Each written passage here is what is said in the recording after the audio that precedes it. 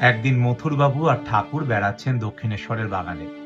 ঈশ্বরীয় কথা প্রসঙ্গে মথুরবাবু ঠাকুরকে বললেন, ঈশ্বর সর্বময় কর্তা হলেও জগতের নিয়ম মেনেই তাকে চলতে হয়।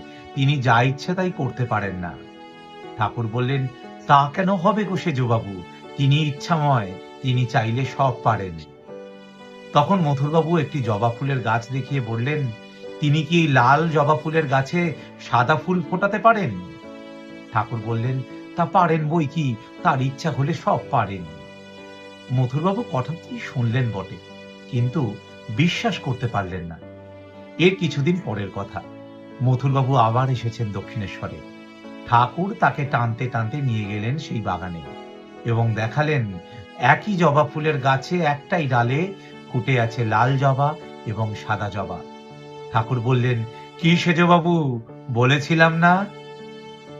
তখন মথুরবাবু বললেন, বাবা, তোমার সঙ্গে সত্যি আর কোনোদিন তর্ক করব না।